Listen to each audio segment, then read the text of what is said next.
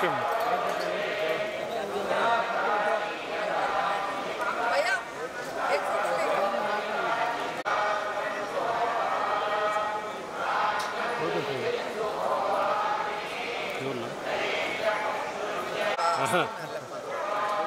భయపెడతారే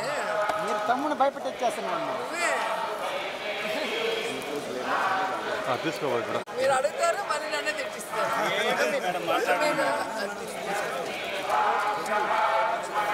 మాట్లాడండి మేడం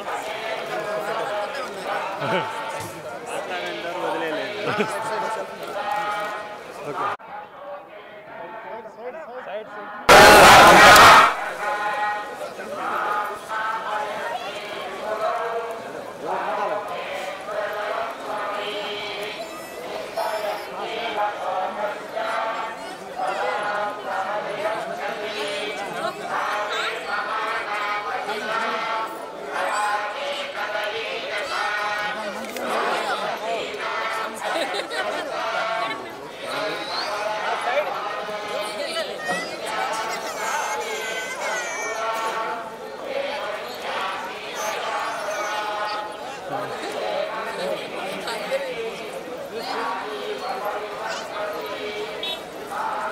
నీళ్ళ పెట్టండి కాలు కాదు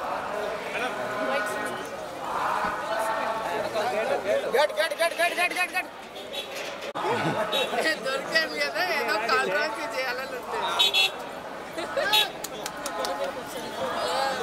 మాట్లాడుతుందా లేదబ్బా నేను కాదు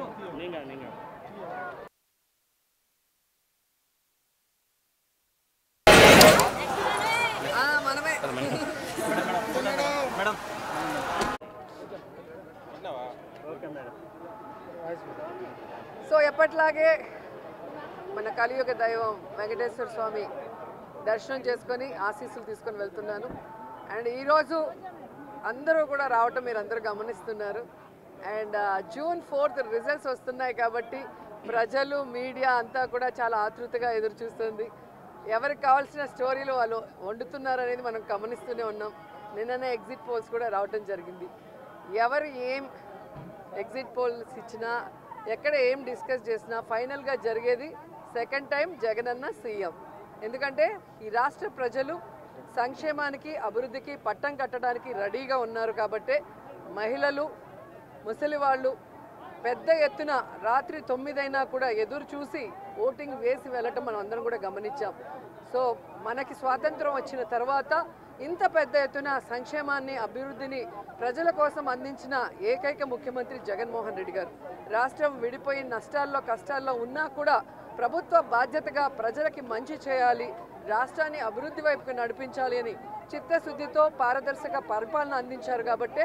ఈరోజు మేమంతా కూడా చాలా కాన్ఫిడెంట్గా ఉన్నామన్న విషయాన్ని మీ అందరికీ తెలియజేసుకుంటున్నాను అన్ని సర్వేలు కూడా 5 సర్వేలు మినహాయిస్తే మిగతా సర్వేలన్నీ